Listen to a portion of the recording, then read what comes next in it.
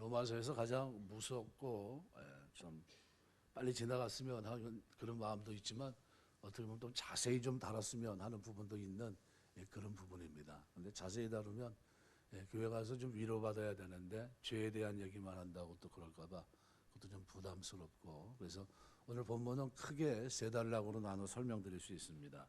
첫 번째는 종교적인 타락 24절, 25절, 26절, 7절은 성적인 타락에 대해서, 28절에서 30절까지는 도덕적인 타락에 대해서 이렇게 쭉 설명하고 있습니다.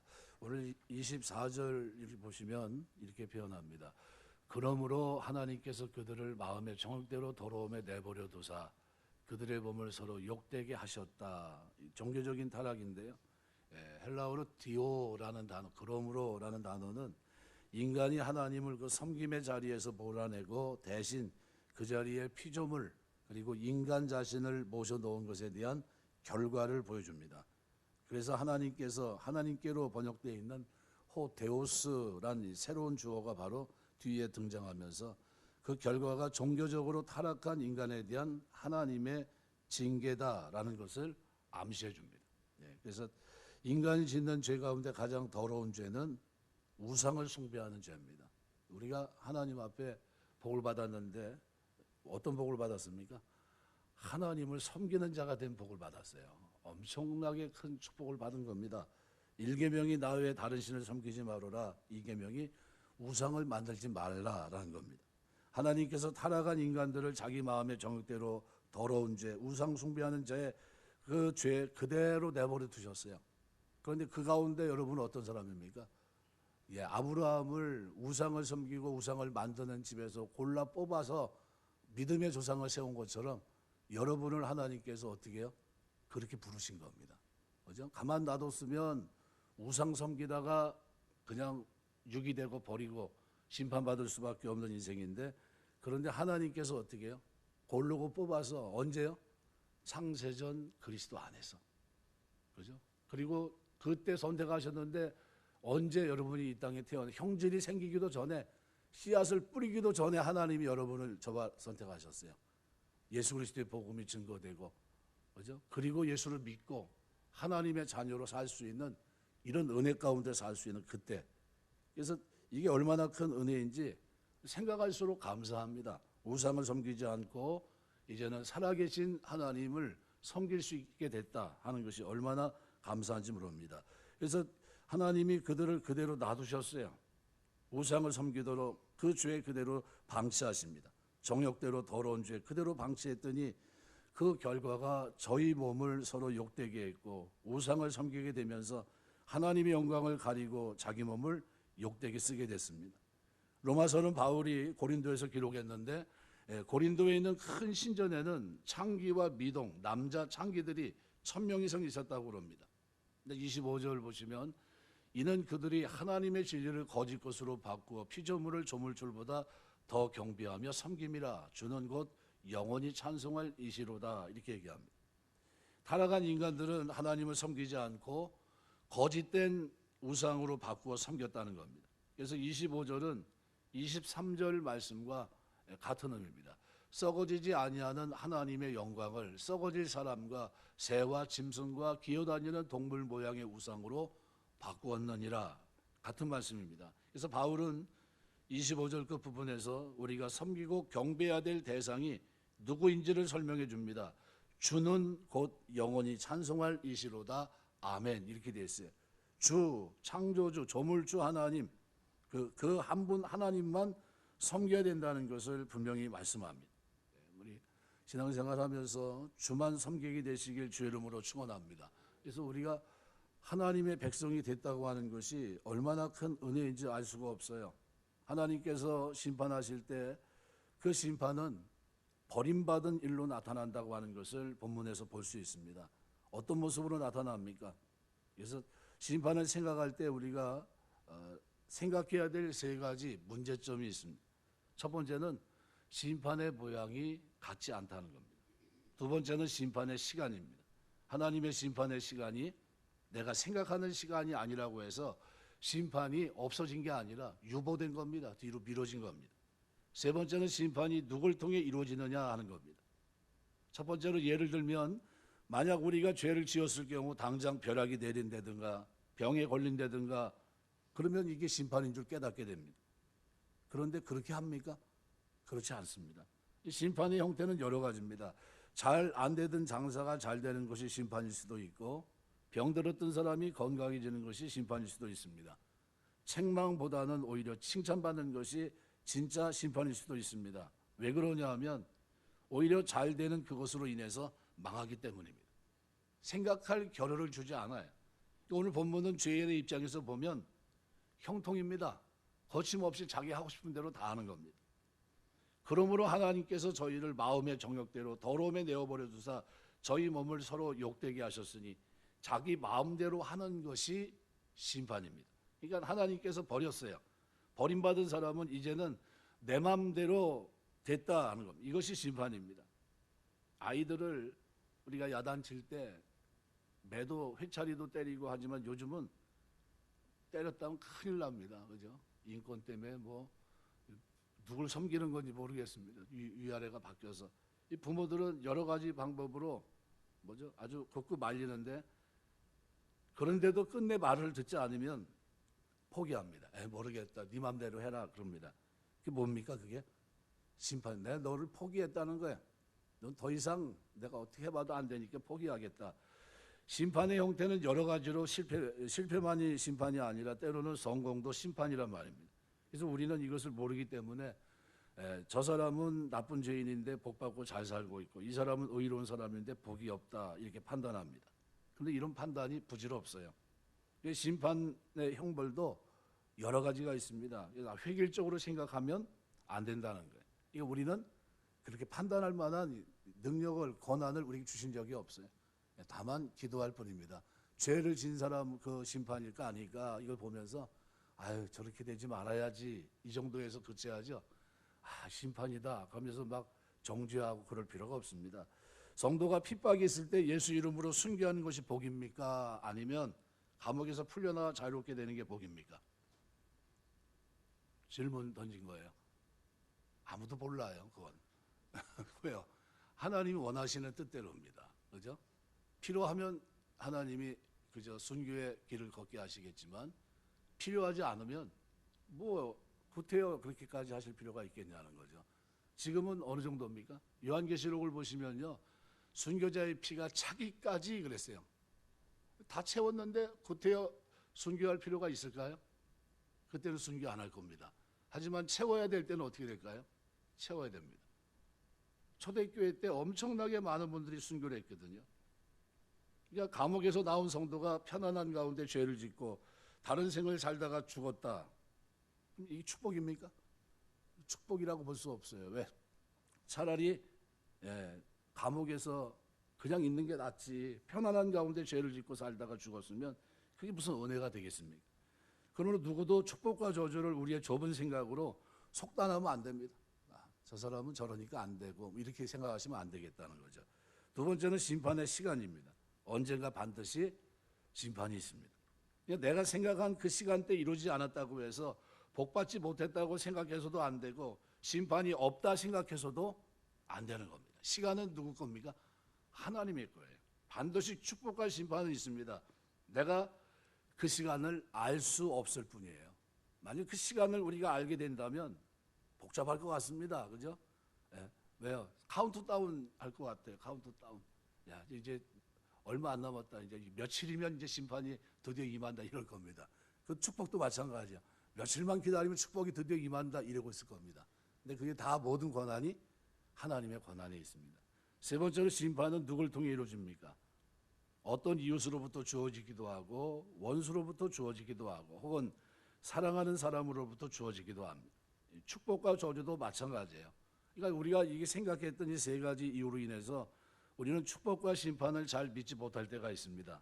그러나 분명히 믿어야 되고 분명히 알아야 됩니다. 하나님의 축복과 심판은 반드시 있습니다. 그래서 어떠한 선행도 하나님 보상하시고 어떠한 죄에 대해서도 하나님이 심판하심에 의심의 여지가 없습니다.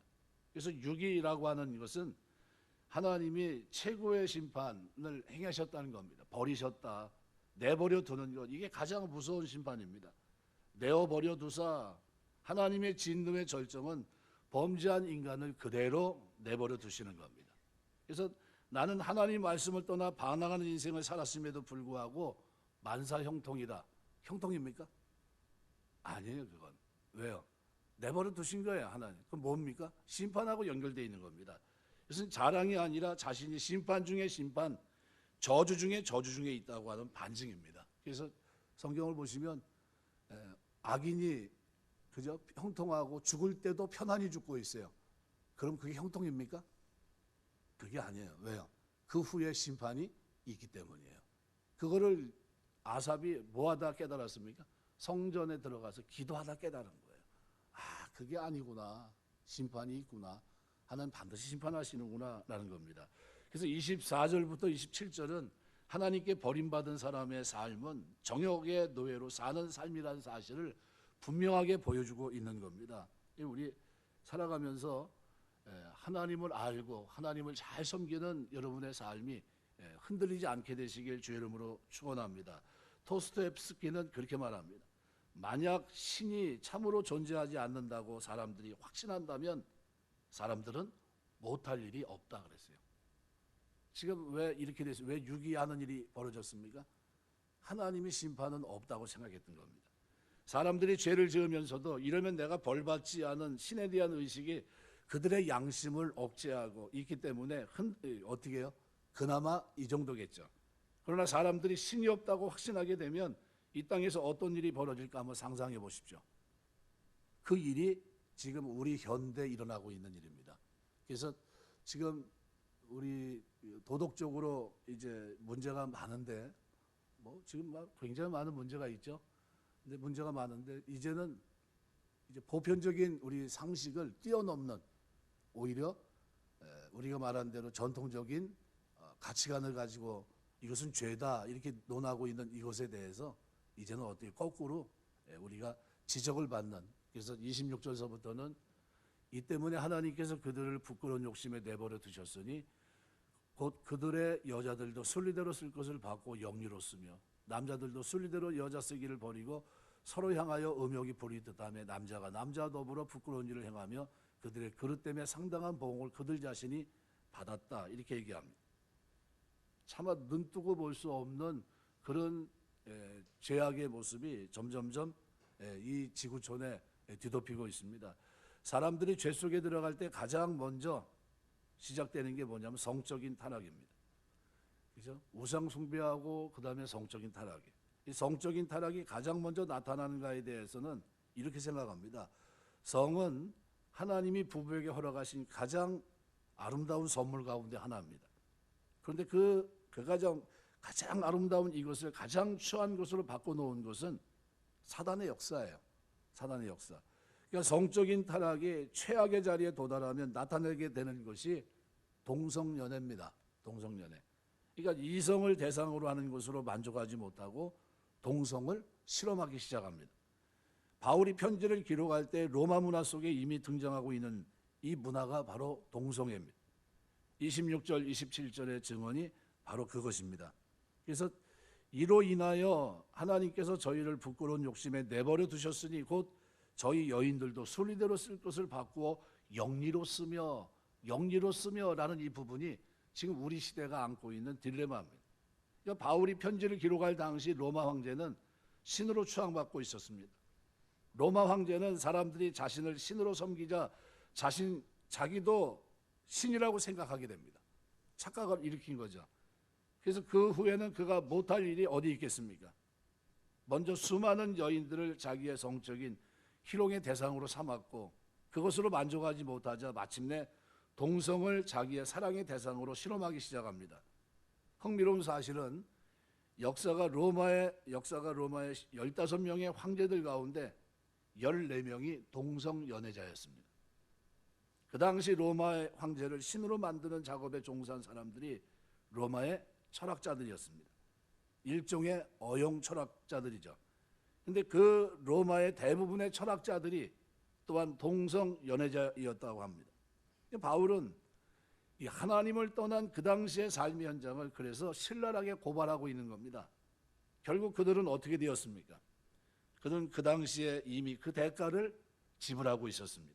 그래서 27절 하반절에 보면 저희의 그릇 때문에 상당한 보응을 그 자신이 받았느니라. 그래서 로마의 역사학자 가운데 타키투스는 로마 황제의 최대 고민은 성병철이었다 이렇게 얘기해요. 그러니까 폼페이 유물은 뭘 보여주냐면 음란, 교활, 잔인함 이걸 보여줍니다.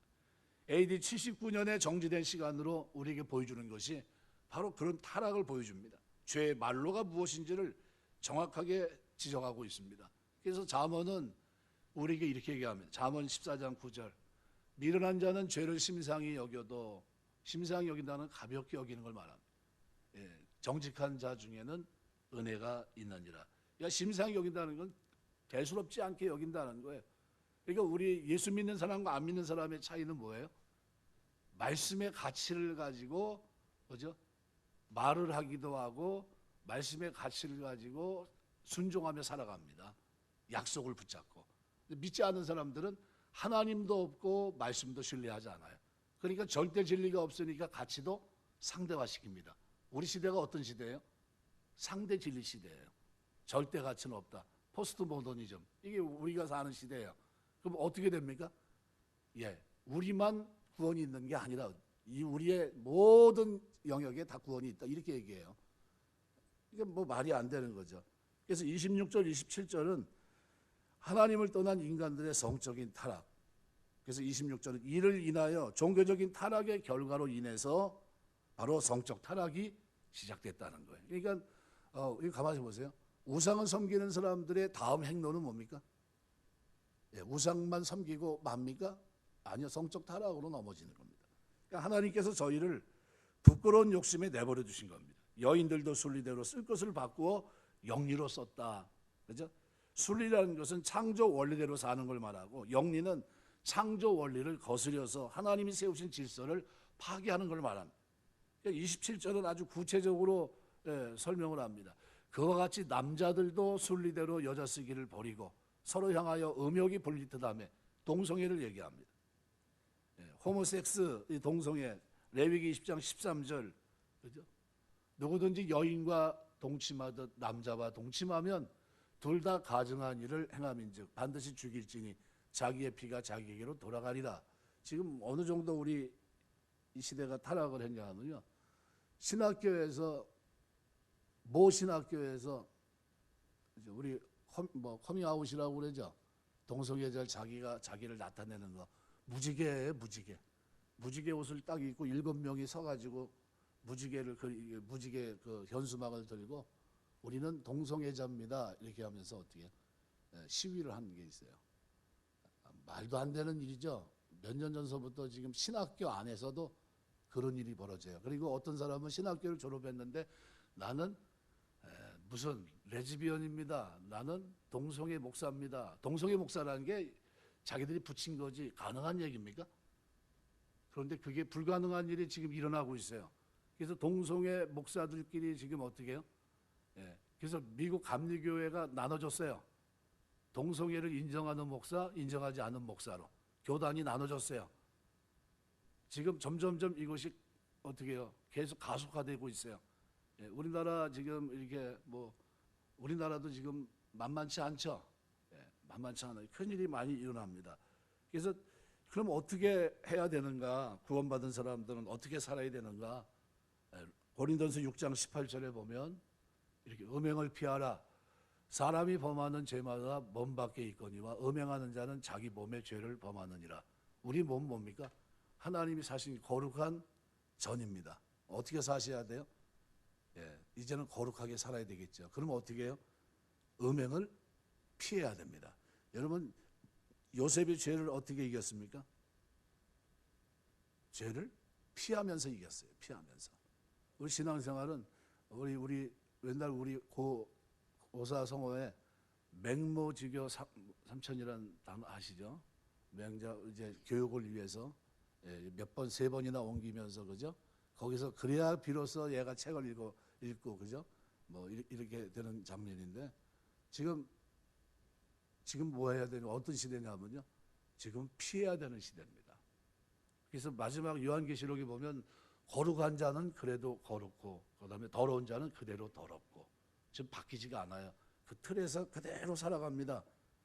요셉이 죄를 피함으로 이겼고, 그래서 디모데후서 2장 22절은 이렇게 표현합니다. 또한 너는 청년의 정욕을 어떻게 하라고요? 피하고 주를 깨끗한 마음으로 부른 자들과 함께 의와 믿음과 사랑과 화평을 따르라.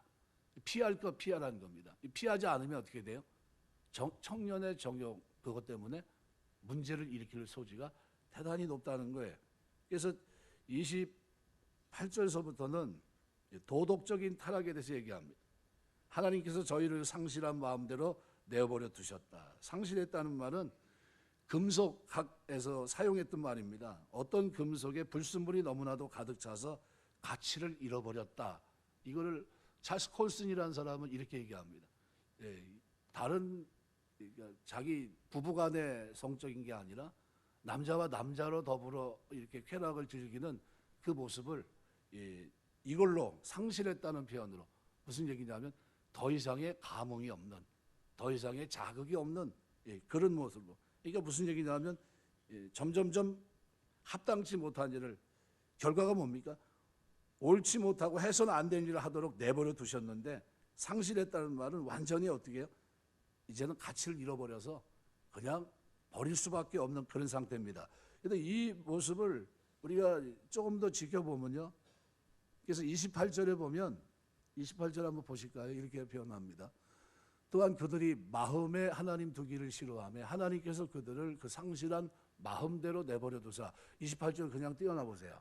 이 앞에 있는 마음이 에피그노시스라는 마음이고, 뒤에 있는 마음이 누스라는 단어입니다. 누스라는 뒤에 있는 단어는 이성을 말합니다. 이성. 그러니까 상실한 누스란 이성이라는 건 뭡니까? 상실한, 타락한, 그죠? 무가치한 이성, 이걸 말합니다. 공동 번역은 이 부분을 올바른 판단력을 잃은 이것으로 표현합니다. 근데 앞에 있는 에피그노시스라는 이 마음이란 단어는 머리로 습득한 지식이 아니라 마음속 깊은 곳으로 받아들이는 지식입니다. 그러니까 그들이 마음에, 어떤 마음이요? 마음속 깊은 곳으로 받아들이는 지식, 그 지식으로 하나님 두기를 싫어하기 때문에 하나님께서 그들을 타락한 마음, 이성이 타락했다는 겁니다. 황폐한 이성이 됐다는 겁니다. 올바른 판단력을 잃어버린 이성, 그대로 내버려 두셨다는 거예요. 그러니까 이 앞에 하나님께 버림받은 사람은 마음에서부터 하나님을 알고자 하지 않는 사람이라는 겁니다. 하나님에 대한 지식을 마음으로 원하지 않기 때문에 하나님께서 어떻게 해요? 그 상실한 마음, 이성대로 놔뒀다는 거예요. 우리가 그러면 가만히 생각해 보세요. 우상을 섬기는 것은 뭐로 이어진다고요? 성적인 타락으로. 이 성적인 타락은 결과적으로 뭐로? 도덕적인 타락으로 이어집니다. 그래서 도덕적인 타락의 결정적인 원인이 뭡니까? 마음으로 하나님을 싫어하고 하나님을 받아들이지 않는 거예요. 하나님을 내버려 두셨는데 결국은 뭐가 우리 이성이 타락한 이성이 된 겁니다. 건전하게 사고하지 못하는 이성이 무너졌다는 겁니다. 그 상태로 하나님이 내버려 두신 거예요. 그게 뭐예요? 심판이에요. 심판. 그럼 우리가 여러분 주변에 있는 많은 사람들을 보면서 기도하셔야 돼요. 이 이성, 마음으로 표현되어 있는 이 이성, 누스라는 단어는 양심의 지배를 받아야 됩니다. 이성이 양심을 떠나면 타락합니다. 이게 양심은 진리이신 하나님 말씀의 토대 위에 있어야 제 역할을 해요. 그런데 그 역할을 못합니다. 만약 양심이 하나님의 말씀을 떠나 타락하면 이성은 말할 것도 없죠. 그냥 타락하는 겁니다. 그래서 타락한 이성은 동물과 같은 인간의 본성을 강화시키는 흉기에 지나지 않아요. 그래서 이 모습을 다른 데서 성경에서는 주로 뭐로 표현하냐면 짐승으로 표현해요. 짐승. 왜요? 생각이 없다는 거예요. 짐승에게 이성이 있습니까? 없죠. 근데 누구에게도 이성이 없어요? 있지만 무용지물이에요. 사용하지 못하는 이성이에요. 그게 오늘 28절에서는 하나님께서 그들을 상실한 마음, 누스, 이성으로 내버려 두셨다는 거예요. 제대로 판단하지 못하는 그런 모습이 되게 했다. 뭐 때문에요? 그들이 마음에 에피그노시스, 그죠? 그들이 마음에 하나님의 지식, 마음속 깊은 곳으로 말씀을 받아들여야 되는데 그럴 생각을 가지고 있지 않으니까, 하나님 두기를 싫어하니까 하나님이 합당하지 못한 일을 상실한 마음속에서 하게 하신 거예요. 그럼 가만히 생각해 보세요. 내가 지금 하나님의 자녀가 돼서 거룩한 길을 걷고 있다. 복입니까 아닙니까? 생각하세요. 전 집사님 안 주무시니까 또 제가 좀 부담되네. 오늘 아주 특별히 예. 가만히 생각해 보세요. 그게 복입니까 아닙니까? 내가 하나님을 생각하면서 건전한 이성이 내 양심에 살아있는 양심이 돼서 하나님 앞에서 하나님을 경배하고, 그죠? 나에게 준 자유를 가지고 하나님 앞에 예배하고 말씀을 쫓아 순종하고, 복입니까 아닙니까? 복이죠. 그 말씀의 가치를 저버리고 마음에 하나님 두기를 싫어하니까 하나님이 상실한 이성으로 타락하게 그대로 방치해 두신 겁니다. 그걸 유기라고 그래요. 버린 거. 심판이에요. 그게 심판이에요. 그럼 우리 주변에 그런 사람들이 있습니까 없습니까? 많죠. 그 사람들은 누구예요? 여러분 기도 대상자고요. 전도 대상자입니다. 왜? 불쌍하니까 기도하는 겁니다. 가만 놔두면 지금 하나님이 내버려 두셨어요. 시간만 흐르면 어떻게 돼요? 이제 죽게 되면 차근차근 이제 다 못해요. 마지막 유보했던 심판의 자리에, 이 땅에 심판이 없는 줄 알고 살았는데, 자기 좋을 대로 하고 살았는데 그게 아니라 이미 무너진 거예요. 우상을 섬기고 성적으로 타락했고, 그리고 종교적인 타락 속에서 어떻게 살아갑니까? 하나님 앞에서 버림받고 죽어가는 거예요. 그래서 복음주의 신학 칼 헨리는 이렇게 말합니다. 오늘 이 시대를 지배하는 가장 영향력 있는 철학이 있다면 철학의 사조는 무엇일까? 그것은 아마 상대주의일 것이다, 이렇게 얘기했어요. 그러면 우리가 상대주의 세상 속에서는 절대 가치가 있어요 없어요? 없어요. 그죠? 절대 가치는 하나님 그리고 말씀, 바꿀 수 없는 절대 가치죠. 근데 이것을 그들 마음에 두려고 하지 않아요. 그래서 하나님은 어떻게 해요? 상대화된 이것이 종교다원주의로 흐르는 겁니다. 다양한 모든 종교의 구원이 있다고 말도 안 되는 소리를 막 그렇게 내뱉고 있고요. 그런 시대에 우리가 지금 살고 있는 거예요. 그럼 여러분 어떻게 사셔야 됩니까? 그러면 우리 마음속에 하나님의 깊은 지식이 있게 되시길 주의 이름으로 축원합니다. 이것이 내가 살아있다는 증거예요. 내 이성이 살아서 내가 형제들아 내가 범사의 양심을 따라 하나님을 섬겼다고 고백할 수 있는 이 고백을 드리고 있다면 그 사람은 어떤 사람입니까? 깨어있는 사람이에요. 이 고백이 없으면 뭘까요? 잠잘 수 있어요. 굉장히 안타까운 거죠. 그래서 상대주의라는 것은 아무것도 절대적인 것은 없고 모든 것은 상대적이다 생각합니다. 이것이 사실이라면 이 시대는 너무나도 큰 위험 속에 있는 겁니다. 절대적인 진리가 없으니까 신이 존재하는 것도 불가능하고, 신이 없기 때문에 사람들은 자기 마음대로 합니다. 이걸 사사시대는 뭐라고 표현합니까? 자기 소견에 옳은 대로. 자기 소견에 옳은 대로 살아가요. 그죠? 자기 소견에. 자기 생각이 가장 가치가 있어요. 사람들이, 세상 사람들이 어떻게 생각할까? 그 가치에 자기도 왔다 갔다 해요. 그러면 안 되고, 우린 어디에 절대 가치를 둡니까? 하나님과 하나님 말씀, 여기에. 그죠? 그래서 영적 예배를 제가 설명을 드리면서 경건에 대해 설명하면서 로마서 12장 2절을 얘기했습니다. 하나님이 기뻐하시고, 그죠? 온전한, 그죠? 그 마음이란 그 단어가 나오거든요. 너희 마음. 그 마음이 누수란 단어예요. 누수. 그러니까 이성이란 단어, 이성. 그죠? 너희 이성을 어떻게 해요? 하나님 받으실 만한 영적 예배로 드려야 된다는 겁니다. 어떻게 드려요? 분별하면서. 하나님 기뻐하시고 온전한 뜻을 분별하라. 도키마조라는 단어예요. 도키마조. 달아보는 거예요. 이게 하나님 기뻐하실까 기뻐하지 않을까? 이 속에 뭐가 있으니까요? 말씀이 있으니까. 살아있는 양심이 있고 이성이 살아있으니까, 이성이 말씀 앞에 굴복하고 있으니까 그걸 가지고 뭐가 하나님이 기뻐하는지, 이것이 하나님이 싫어하는 것인지 이거를 분별하며 사는, 이걸 뭐라고 표현합니까? 영적 예배예요. 영적 예배. 여러분 마음을 하나님께 드리는 영적 예배 사람 되시길 주의 이름으로 축원합니다. 여기서 벗어나면 뭐가 돼요? 상대주의 세상 속에 살다 보면 아주 가공할 만한 위험철 만한 철학입니다. 이것이 우리 시대를 지배하는 상대주의예요. 이 철학이 만연하고 있는 우리 시대의 모습이 가장 현저하게 드러나 있는 장면, 성적인 타락인데 이것이 여러분이 알고 있는 동성연애 그리고 에이즈입니다. 후천성 면역 결핍증. 뭐 어떤 혹자는 거기다 재밌게 이렇게 붙였다고요. 아이고 이제 다 살았다 뭐 이렇게 해가지고 그거를 에이즈를 갖다가 그렇게 표현한 사람도 있는데 요즘은 또 약이 나온다고 그러더라고요. 그런 거 약이 나오면 안 돼요. 그 약이 나와서 또 이렇게 되는데 에이즈가 이 시대에 끼치는 강호할 만한 공포를 들여다보십시오. 얼마 안 있으면 이제까지 전쟁에 죽은 숫자보다 훨씬 더 많은 사람들의 숫자가 에이즈로 죽어갈 것이라고 예고되고 있고 2000년대에 들어서면 오래지 않아 이 지구상에 10명 중 한 사람은 반드시 에이즈로 죽어갈 거라 경고하고 있습니다. 동성애가 얼마나 창궐하냐면요. 미국의 백인 가운데 남성 가운데 10%에서 15%가 동성애자다 이렇게 봐요. 그래서 미국 대통령들이 힘들어하는 겁니다. 해마다 10월 11일 되면 동성연애자들이 자신이 동성연애자임을 알리는 행사가 있어요. 커밍아웃이라고 그러죠. 일종의 자기 신앙 고백이에요. 이 신앙 고백은 무슨 고백이냐면요. 나는 하나님을 알지 못합니다는 신앙 고백이에요. 나는 하나님을 거부했습니다. 하나님은 저를 버리셨고요. 저는 내 멋대로 살 겁니다. 그리고 하나님의 심판 받을 겁니다. 이 고백이 커밍아웃이에요. 자기 좋을 대로 사는 것 같지만요. 부끄러운 욕심대로 하나님은 내버려 두신 겁니다.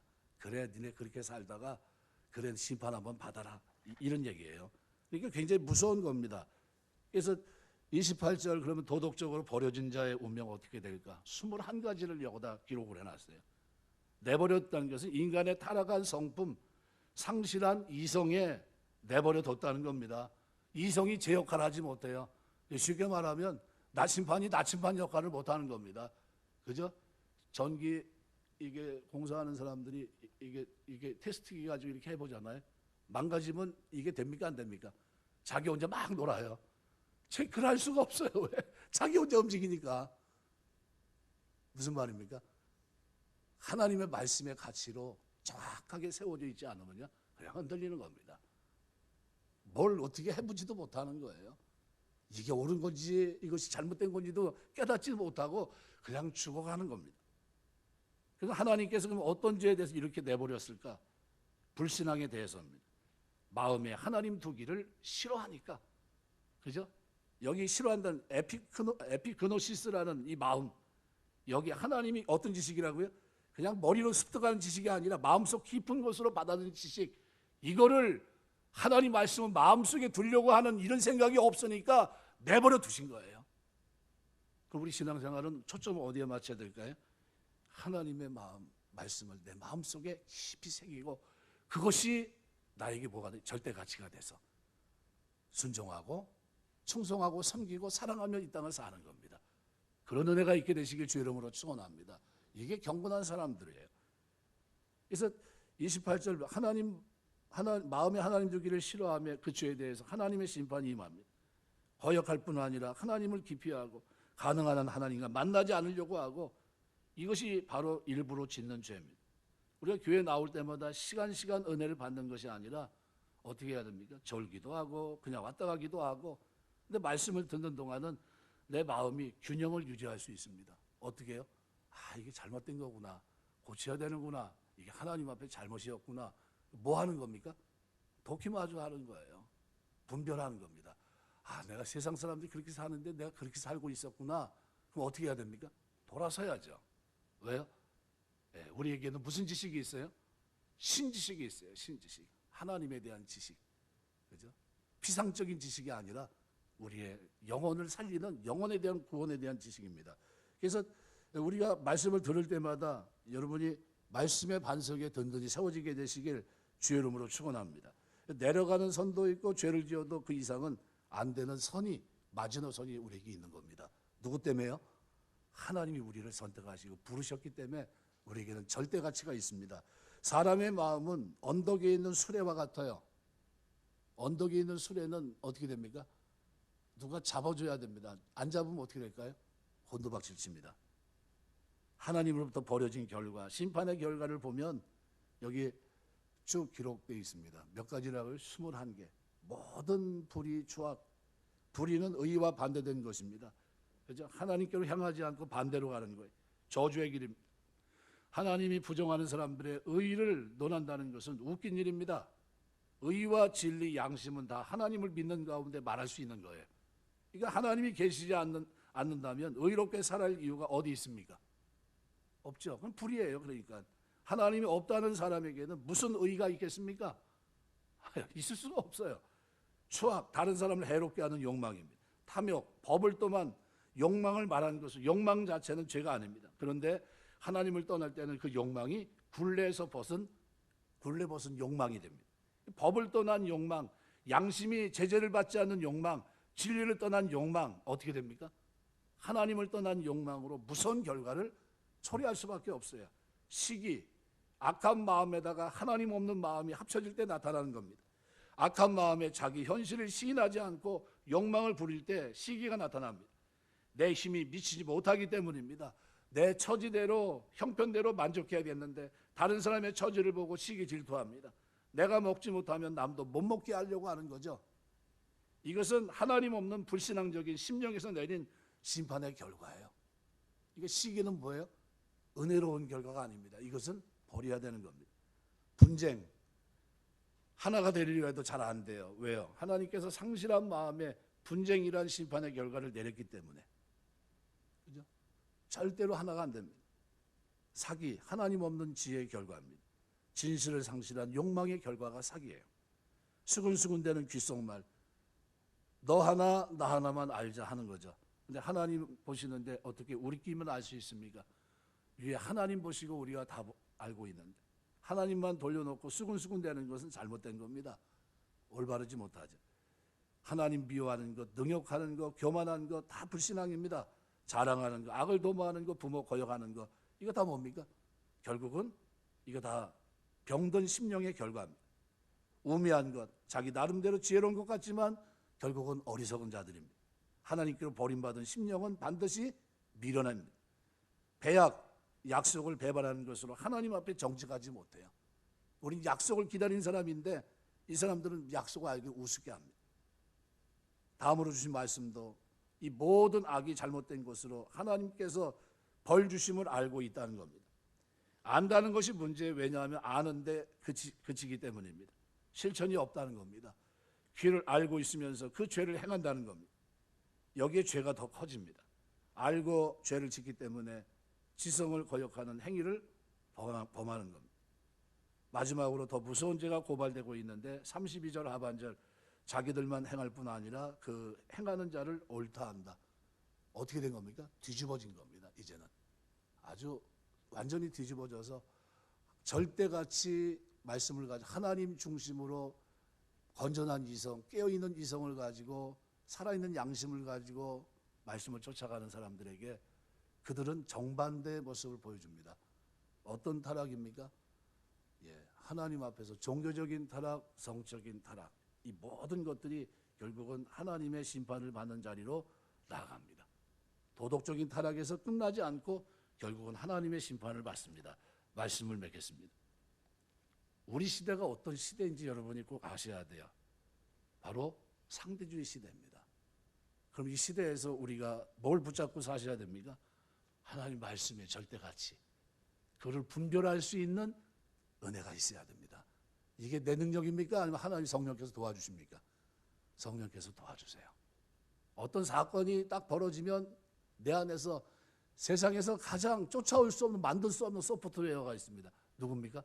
성령께서 내 안에서 말씀을 기억나게 하시고 깨닫게 하시며 성령을 쫓아행하게 하십니다. 그 하나님의 양심을 거리치지 않고 그 지식을 쫓아서 한 걸음 한 걸음 내딜 때마다 하나님은 우리의 삶을 붙잡아 주시는데 어떤 이 세상의 종교적인 타락, 성적인 타락, 도덕적인 타락으로부터 오늘 우리가 자유롭고 오히려 그 속에서 어떻게 해요? 거룩하고 경건하고 의로운 백성으로 이 땅을 살 수 있도록 하나님은 은혜를 베푸시는 겁니다. 살아가면서 우리 시대 속에서 지금 여러분 매스컴에 지금 들려오는 거 다 들려오는 게 다 뭡니까? 버린 자들의 모습이에요. 버린 자들 모습. 그죠? 뭐가 없어서요? 하나님을 마음에 두기를 싫어했기 때문에 하나님이 버렸기 때문에 일어나는 종교적인 타락, 성적인 타락, 도덕적인 타락이 우리가 보고 있는 모습이에요. 환경이 조금 바뀌면 더 좋아질까요? 나빠질까요? 그런 거로 되는 게 아닙니다. 이거는 하나님 만나야 바뀌는 거예요. 하나님 만나지 않으면요, 그냥 하루아침에 무너지는 겁니다. 그래서 우리 아이들을 잘 가르치셔야 돼요. 착하게 살면 된다, 이 정도로 얘기하시면 안 됩니다. 그걸로 세상을 이길 수가 없어요. 세상을 이길 수 있는 유일한 방법은 하나님의 사람으로 이 땅을 사는 길입니다. 하나님, 내가 하나님의 사람으로 살듯이 내 자녀들이 하나님을 알고 하나님 앞에서 그 지식이 무너지지 않고 살아있는 지식을 가지고 그 말씀을 붙잡고 이 땅을 살 수 있는 그런 분별하며 영적 예배를 드리는 자녀들로 살아낼 수 있도록 은혜 주옵소서. 기도하시고 그와 같은 삶으로 우리가 살아내야 될 줄 믿습니다. 저와 여러분의 삶에 이런 큰 은혜가 있게 되시길 주의 이름으로 축원합니다. 기도하겠습니다.